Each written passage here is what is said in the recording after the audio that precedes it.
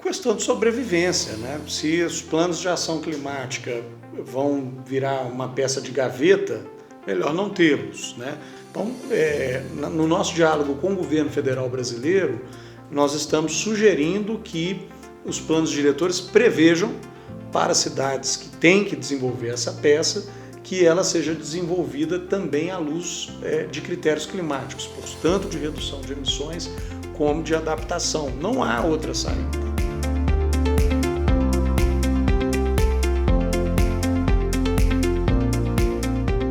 Estamos iniciando o nosso segundo episódio da temporada Diálogos do Clima, que faz parte do nosso programa ESG Talk. E hoje estamos aqui com o nosso convidado especial, Rodrigo de Oliveira Perpétuo. Ele é secretário executivo do ICLEI América do Sul, que é uma entidade internacional que representa mais de 2.500 governos locais pela sustentabilidade e tem um currículo invejável. Já foi chefe das relações internacionais do governo de Minas, da prefeitura de Belo Horizonte, é professor de política internacional. Então, Rodrigo, seja muito bem-vindo ao nosso Diálogos do Clima e eu passo a palavra para você. Obrigado, Sérgio. Obrigado, Tiago. Um prazer estar com vocês nesse episódio aqui do ESG Talks. O Sérgio, boa tarde, Rodrigo, né? E Sérgio, como prometido, né? O programa ele vem para trazer as atualidades, né? Sobre a questão climática, a interlocução com as cidades, a interlocução com o dia a dia do cidadão, as dificuldades, as facilidades e o que a sopa de letrinhas vai trazer dessa vez. Primeiro, podia contar para a gente, ICLEI, né? O que significa a sigla e no contexto da gestão das cidades, do trabalho. Conta pra gente, Rodrigo. Legal, Tiago. Bom, o ICLEI, na verdade, ele nasce em 1990, no edifício sede da Organização das Nações Unidas, em Nova York, e ele nasce como um conselho. Então essa sigla, que na verdade se tornou a marca atualmente, uma sigla que caiu em desuso, se traduzirmos em inglês, a sigla significa Conselho Internacional para as Iniciativas Ambientais Locais. Olha aí que legal, sopa de letrinhas aí pra gente, né? E aí, com o mundo cada vez mais rápido, né, que demanda mensagens mais claras, assertivas, essa sigla ficou, de fato, uma sigla muito longa que precisava ser traduzida em diferentes idiomas, já que o ICLEI atua em todas as partes do mundo. Hoje são 27 escritórios, 500 colaboradores e a base global do ICLEI está na Alemanha, na cidade de Bonn, na antiga capital da Alemanha. Então, em 1990, essa organização foi fundada e em 1992, quando aconteceu aqui no Brasil a Eco 92, o ICLEI saiu como a organização designada para acompanhar, pelo ponto de vista das autoridades locais, 2 dos 3 acordos quadro que emergiram na Eco 92. O Acordo Quadro do Clima, hoje conhecido como Acordo de Paris, e a Convenção da Diversidade Biológica. Então o ICLEI continua cumprindo esse papel de representação das autoridades locais do mundo todo, não só os seus associados, perante esses 2 acordos muito importantes, tão importantes atualmente, sempre foram, mas nos dias atuais, mais ainda para as relações internacionais. Rodrigo, nós tivemos a oportunidade, na condição de parceiros do ICLEI, de vivenciar um pouco o dia a dia da COP27 no Egito. E o ICLEI, naquela oportunidade, foi o curador, o organizador de um importante pavilhão, que foi o pavilhão multinível, que tinha como propósito justamente isso, introduzir os governos locais nessa jornada global da sustentabilidade, promovendo essa articulação, essa conexão, não só nas diferentes esferas de governos, mas articulando com toda a sociedade, iniciativa privada, poder público, lideranças e também um ambiente extremamente colaborativo entre os próprios participantes. Eu queria que você compartilhasse um pouco dessa experiência e, principalmente, para aqueles municípios e gestores que estão nos acompanhando, quais são os benefícios que esses gestores podem obter a partir desse ingresso numa grande jornada global de sustentabilidade, não só em relação aos dividendos para as orientações, diretrizes, mas para as transformações realmente importantes para cidades e governos estaduais. Legal. Então a COP27, que aconteceu na cidade de Sharm el-Sheikh, no Egito, ela marcou, de fato, a participação de vários representantes da esfera local de governo, e especialmente na nossa região da América Latina e do Caribe, particularmente aqui do Brasil, muitos representantes. E são 2 semanas de agenda. Essas conferências elas têm vários espaços. Tem o espaço dos negociadores, que são os representantes designados por cada país, que são as partes, né? Essas conferências se chamam Conferência das Partes, as partes são os países.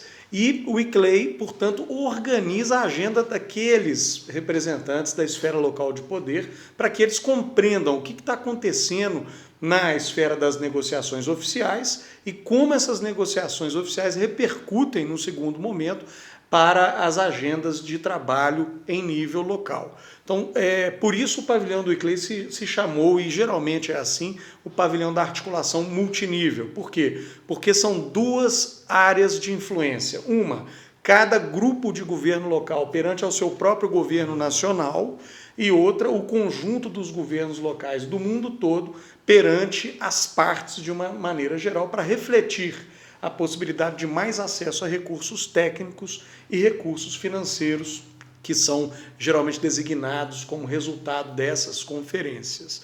Por outro lado, e em complemento a esse tipo de presença nas conferências, esse é um ato contínuo. Então, essa articulação, embora as COPs, a do clima aconteça todos os anos e a da biodiversidade a cada 2 anos, as diretrizes elas vão se inserindo nas políticas nacionais, por um lado, e também nas diretrizes para financiamento dos bancos de desenvolvimento supranacionais. Estou me referindo ao BID, Banco Interamericano de Desenvolvimento, Banco Mundial, a CAF, que é o Banco Latino-Americano de Desenvolvimento. Então, as prefeituras que se engajam nessa jornada rumo ao desenvolvimento sustentável, tentando buscar significado na agenda internacional para traduzir isso para a sua ação local, tem no ICLEI uma espécie de intérprete que vão ajudar técnica e institucionalmente essas prefeituras a compreender essa agenda e traduzir para a sua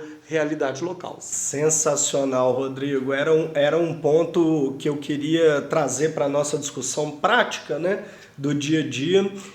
Nós estivemos agora também na reunião do IPCC 58, que aconteceu na Suíça, na cidade de Interlaken, onde foi lançado, né, o AR6, o Assessment Report, né, e uma das diretrizes, dos indicativos, né, desse relatório foi sobre a questão do financiamento. E me chamou muita atenção uma afirmação que o dinheiro ele existe para a transição energética, para a transição que precisamos para uma bioeconomia, uma economia de baixo carbono. O dinheiro já existe. O que precisamos é desburocratizar para que o dinheiro chegue na ponta de quem precisa, né? E um dos temas da COP27, né, foi o próprio financiamento climático e a colaboração entre os países, né? E então, dado que o dinheiro está lá, o financiamento é necessário e precisamos da colaboração, o ICLEI eu estou entendendo que funciona como uma peça chave para fazer essa interlocução e trazer esse recurso. Na América do Sul ou no Brasil, Rodrigo, você pode indicar para a gente algumas cidades onde a gente conseguiu, o ICLEI conseguiu fazer isso, trazer o recurso para a ponta, para aquele trabalho de infraestrutura com soluções baseadas na natureza, a substituição da infraestrutura cinza pela verde? Você consegue dar uns exemplos para a gente? Consigo. Dizendo o seguinte, Thiago, o ICLEI não necessariamente traz o recurso, mas ele ajuda a criar formatos de desembolso que incluam os governos subnacionais. Perfeito. Porque os recursos que estão disponíveis, em sua maioria, são designados aos governos nacionais. Perfeito. E nem sempre nós estamos falando de um contexto como é o brasileiro, de uma federação. E mesmo no contexto da Federação Brasileira, existe o tema da concentração de recursos no nível nacional. Então, o ICLEI cumpre essa tarefa global e em cada país onde ele atua de trabalhar para que os governos nacionais, ao receberem esses recursos, especialmente vinculados à transição climática ou ao enfrentamento da crise climática, contemplem o nível subnacional de governo. Eu vou dar o exemplo da Colômbia. Na Colômbia, a gente trabalha junto ao governo colombiano, notadamente ao Ministério do Meio Ambiente, no programa que eles chamam de biodiversidades. E esse programa ele tem o objetivo de trazer à tona a perspectiva da adaptação à mudança climática, que dialoga justamente com a gestão dos recursos naturais ao nível local. Então, a gestão de áreas verdes, as políticas de arborização, a gestão de recursos hídricos, a aplicação de soluções baseadas na natureza, que é uma nova forma de fazer uso de infraestrutura verde e azul. Quando a gente se refere à infraestrutura verde e azul, nós estamos falando de gestão da água nas cidades e de gestão das áreas verdes nas cidades, valorizando os serviços ecossistêmicos, ou seja, passando a estimar um valor intrínseco e também como um ativo, como algo a ser reconhecido pela sociedade como importante a natureza nas cidades. Então esse é um programa nacional e o ICLEI ajuda tanto na construção de capacidades como também na implementação desse projeto para que as cidades estejam aptas a acessar os fundos que são gerenciados, nesse caso, pelas instituições do governo colombiano. E você acha, Rodrigo, que a gente vai conseguir chegar nesse ponto dos governos subnacionais, das cidades e mesmo até instituições, né? Eu me lembro também de um tema muito discutido, a justiça climática, né? Para grupos mais vulneráveis, de áreas de risco, que não têm acesso a tanto e que contribuíram muito pouco, né, para a pegada climática, para a pegada negativa climática, a pegada de carbono. Você acha que a gente vai conseguir que os governos subnacionais das cidades consigam acessar diretamente o recurso sem, às vezes, passar por uma, vamos dizer, uma burocracia nacional, né? Olha, Tiago, eu acho que o sistema está entendendo que não há outro caminho. Que maravilha, maravilha. E isso significa que grandes bancos internacionais, como o Banco Europeu de Investimentos, como o Banco Mundial, como a Agência Francesa de Desenvolvimento, para citar alguns, estão buscando alianças com bancos subnacionais. Aqui em Minas Gerais, por exemplo, o Banco de Desenvolvimento do Estado de Minas Gerais, o BDMG, contrata com todos eles, né, que eu mencionei aqui, com todos eles. E a partir desse contrato, o município menor consegue acessar linhas de financiamento que respondem à crise climática. E aí entra esse papel de qualificar a informação, né? Poxa, um município pequeno sabe como trabalhar para reduzir emissões de gases do efeito estufa, sabe qual é a emissão que está vindo do seu território, do seu município. Então o ICLEI consegue traduzir esse tipo de situação para políticas de mobilidade, de baixa emissão de carbono, para um programa de transição energética nas cidades que olhe para a perspectiva do consumo da energia e para uma trajetória de longo prazo para que essa transição aconteça, sempre articulando os distintos níveis de governo. Você vê que nessa equação já tem o nível estadual também envolvido. São boas notícias. Eu acho muito interessante quando você coloca com muita propriedade tanto essa missão do ICLEI em traduzir esses pactos e compromissos globais em políticas subnacionais para os estados e para os municípios, criando essa agenda transversal que vai perpassar por todas as secretarias, que hoje são muito divididas por caixas específicas, como se a segurança, o desenvolvimento econômico, o meio ambiente, a mobilidade, todos eles podem ser integrados e articulados por essa grande agenda. Então eu entendo que o ICLEI tem esse papel fundamental. Agora, Rodrigo, além desse ambiente colaborativo entre governos locais e essa interface multiníveis também que você destaca, eu queria que você comentasse sobre o processo de engajamento das comunidades, porque no final das contas, o ICLEI acaba subsidiando e mesmo viabilizando uma série de implantações físicas, como você disse, no nível da adaptação às mudanças climáticas. Então, são jardins de chuva, jardins drenantes, soluções baseadas na natureza, é uma nova metodologia, uma nova cultura da sustentabilidade que começa a aparecer por toda a cidade, né? Ainda são projetos piloto, mas eles começam a dar o sentido daquilo que vai ser a cidade do futuro. Como que esse engajamento das comunidades e das pessoas nesse processo, não só dos governos? Ele acontece em duas dimensões, Sérgio. A primeira delas é no nível do próprio planejamento. Então, quando o ICLEI apoia, por exemplo, o governo do estado de Minas Gerais no seu plano de ação climática, a Prefeitura de Belo Horizonte no seu plano de ação climática, a Prefeitura de Porto Alegre, a Prefeitura de Niterói, a Prefeitura de Recife, eu poderia citar vários exemplos aqui, a Prefeitura de Palmas, necessariamente existe uma dinâmica de inclusão e participação social, de grupos de representação da academia, de organizações da sociedade civil local, de representantes de outros poderes constituídos, o poder judiciário, o poder legislativo, para que essa dinâmica de planejamento não seja uma dinâmica de gabinete unilateral e que de fato não transcenda a própria transversalidade que é importante e difícil de ser construída intra-governo municipal, intra-prefeitura ou intra-governo estadual. Então essa é uma instância de participação muito importante. Fundamental. A outra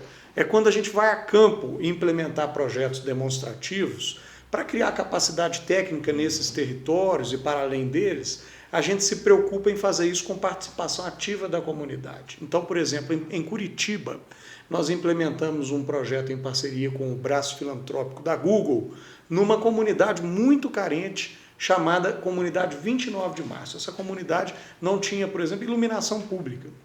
Então, nós trabalhamos o conceito de justiça climática com aquela comunidade e nós instalamos, com o apoio da Google, nesse caso, uma pequena usina fotovoltaica que devolveu a essa comunidade 12 pontos de iluminação pública sem a necessidade de onerar a conta de luz do centro comunitário onde fica essa usina fotovoltaica. Fizemos em escolas públicas do Rio Grande do Sul, especialmente Porto Alegre, a instalação de biodigestores, que trabalha a questão da conscientização do aluno e da comunidade escolar, quanto à questão do resíduo sólido, mas sendo usado também para gerar insumos para hortas comunitárias das escolas e energia para o fogão elétrico da cozinha. Então tem uma série de medidas pedagógicas que são muito importantes para que a comunidade perceba como faz toda a diferença uma nova dinâmica tecnológica, eu posso dizer assim,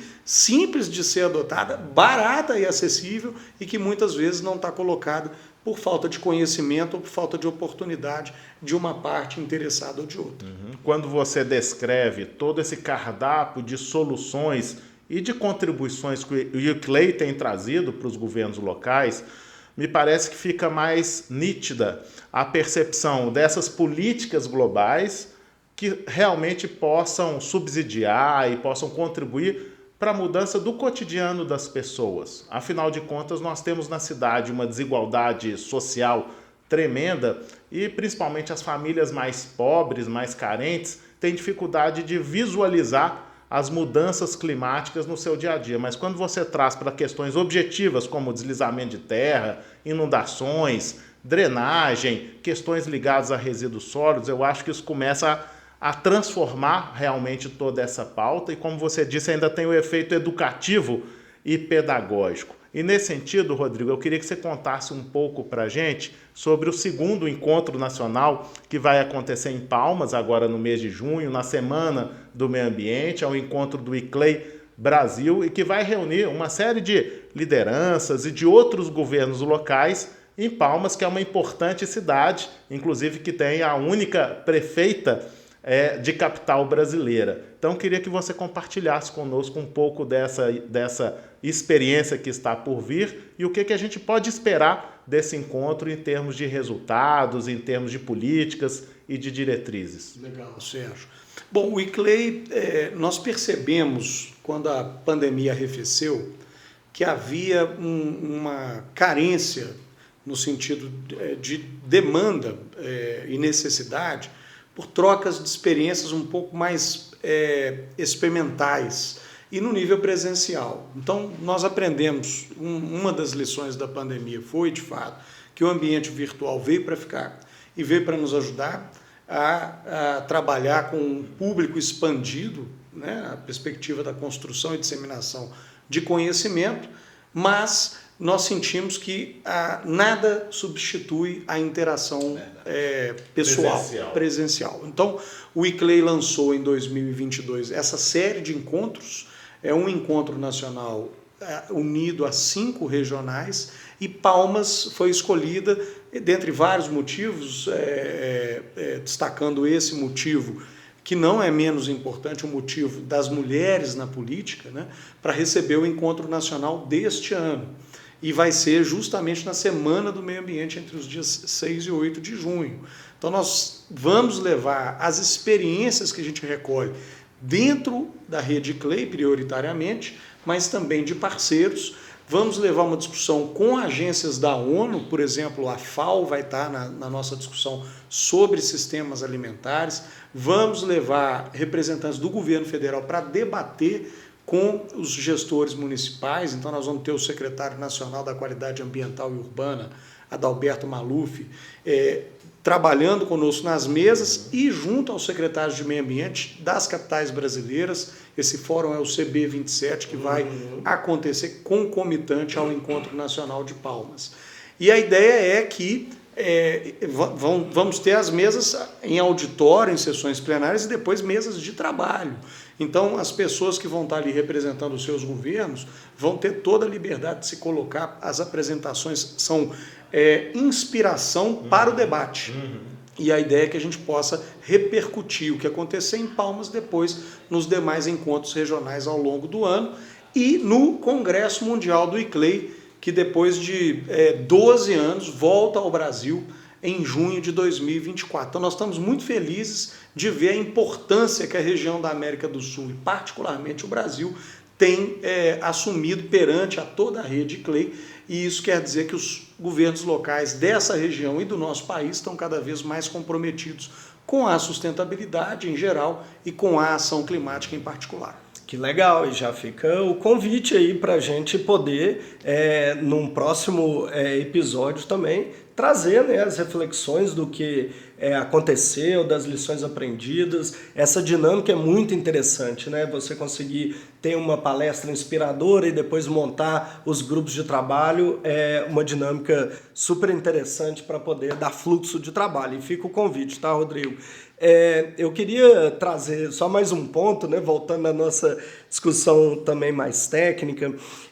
Me chamou bastante atenção a dinâmica de o ICLEI fazendo essa tradução, né, colocar o pé no chão desses acordos também, junto aos municípios e aos estados. Achei bem interessante. E eu só queria que você comentasse para a gente a importância da gente trazer essas diretrizes para os instrumentos de política pública, porque quando a gente fala em preparar os municípios a acessar os recursos, preparar, né, os governos subnacionais, eu acredito que a gente tem que começar a colocar isso dentro dos instrumentos, dentro do plano diretor, numa revisão de plano diretor, num plano de saneamento, num plano de gestão e gerenciamento de resíduos sólidos, né? Essa articulação dos acordos nos instrumentos para dar um preparo jurídico, um preparo institucional para que os municípios acessem, né? Como que você percebe? Isso já está entrando dentro também do componente técnico para que entre nisso, como o Sérgio havia colocado no início, né? Os governos, os municípios, eles precisam estar entrando nessa nova metodologia. É uma nova, realmente, forma de condução. Como é que você vê isso, Rodrigo? Como é que você vê essa perspectiva? Questão de sobrevivência, né? Se os planos de ação climática vão virar uma peça de gaveta, melhor não tê-los, né? Então nós estamos fazendo um trabalho inspirados, inclusive, em países vizinhos. O Chile já exige, por lei, que todos os municípios tenham o seu plano de ação climática vinculado ao que eles chamam lá de plano de ordenamento territorial. O equivalente ao nosso plano diretor. Plano diretor, né? A Argentina já exige o nível das províncias, que se equivalem aqui aos nossos governos estaduais. Então, no nosso diálogo com o governo federal brasileiro, nós estamos sugerindo que os planos diretores prevejam para cidades que têm que desenvolver essa peça, que ela seja desenvolvida também à luz de critérios climáticos. Portanto, a obrigatoriedade do plano de ação climática dentro do plano diretor e daí transversalizando nos planos setoriais que regulam, né, a questão urbana nas cidades, ou que esses planos tragam obrigatoriamente critérios climáticos, tanto de redução de emissões como de adaptação. Não há outra saída, né? Se as cidades não introjetarem, se elas não se apropriarem de verdade nas dinâmicas de licenciamento para edificações, para atividade produtiva, nas dinâmicas de educação cívica, a questão climática, nós vamos atrasar a resposta, e em atrasando a resposta, os danos que nós estamos vendo reiteradamente em distintas partes desse país vão continuar acontecendo, infelizmente, com consequências cada vez mais dramáticas, com perdas de vida, com danos à infraestrutura, impondo desafios que, infelizmente, são desafios que são uma realidade para todo e qualquer município. Adorei a questão da sobrevivência dos municípios, né? E o engajamento que as associações, as instituições têm que ter no desenvolvimento dos instrumentos de planejamento para garantir que essas diretrizes estejam lá. E ao mesmo tempo que nós temos essa grande emergência, ainda há uma pegada otimista em relação às nossas possibilidades para redirecionar o futuro do planeta, dos governos, das cidades e principalmente oferecer melhores oportunidades para as pessoas. E nesse sentido, Tiago, eu me lembro que quando você voltou desse último encontro na Suíça, você comentava na construção de cenários e mesmo no relatório, no 6º relatório, não só sobre essa visão otimista diante da emergência climática, mas até de uma questão de que essa nova cultura, esse novo planejamento, ele também pode evitar uma série de danos e uma série de custos socioambientais que se traduzem também no empobrecimento dos países e das pessoas. Ou seja, é uma ação preventiva que pode ser vista também como um investimento para melhorar a qualidade das pessoas. Nesse sentido, Rodrigo, como que você tem visto as experiências dos governos subnacionais fora do Brasil e até mesmo fora da América do Sul, que estão prosperando, que estão conseguindo já identificar e vislumbrar efeitos positivos dessa ação do planejamento, de uma gestão integrada, da adaptação do seu território, das soluções baseadas na natureza e até mesmo das energias renováveis?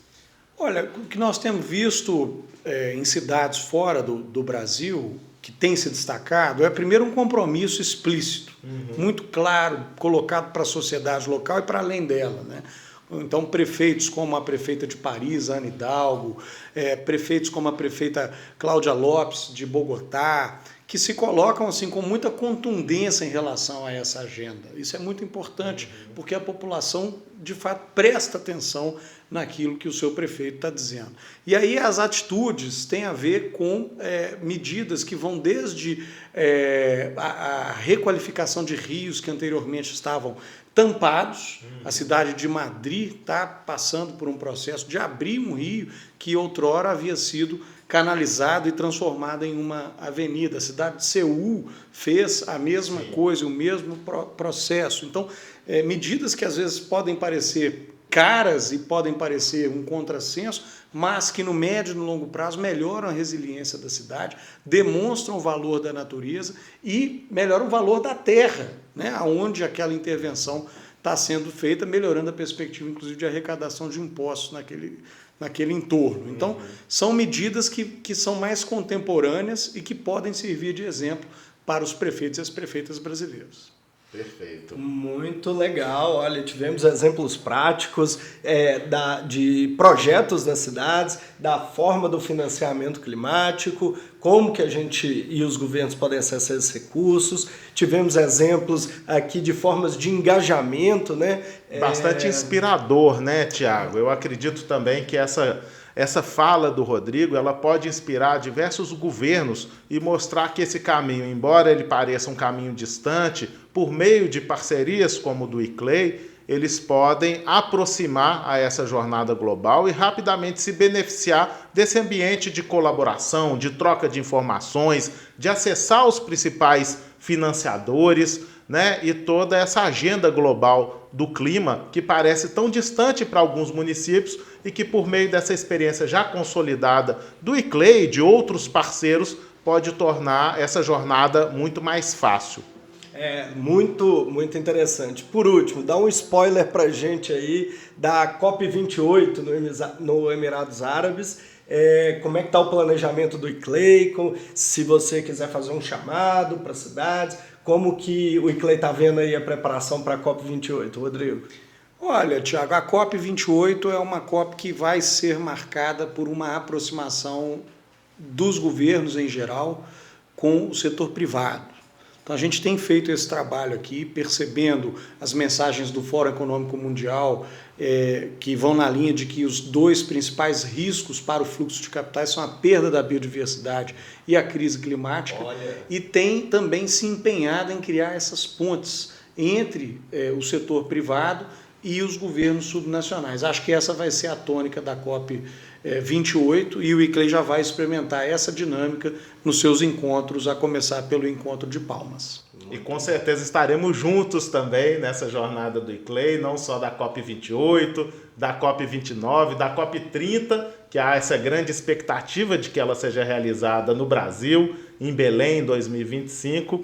Então, eu convido vocês todos a acompanharem o nosso ESG Talk. Traremos também um convidado muito importante que queremos compartilhar com vocês. Mas para finalizar o programa de hoje, a gente gostaria de agradecer muitíssimo ao Rodrigo Perpétuo, que trouxe um pouco da sua experiência, que compartilhou um pouco da visão contemporânea da transformação das cidades e que é, sem dúvida nenhuma, uma personalidade que nos inspira, nos ensina bastante no nosso dia a dia. Muito obrigado, Sérgio, obrigado, Tiago, obrigado a vocês que nos assistem. O recado é esse, né? A ação climática não é restrita às grandes cidades. Ela pode ser protagonizada também por municípios pequenos, por municípios médios. Todos devem se engajar com esse movimento e protagonizar a transformação positiva rumo à sustentabilidade. Sensacional. Muito obrigado, Rodrigo. Muito obrigado, Sérgio. Obrigado, Tiago. Foi um prazer mais uma vez e convido para que todos acompanhem por meio das nossas redes sociais, dos nossos canais, mais um episódio dos Diálogos do Clima dentro do programa ESG Talk. Um forte abraço. Até logo.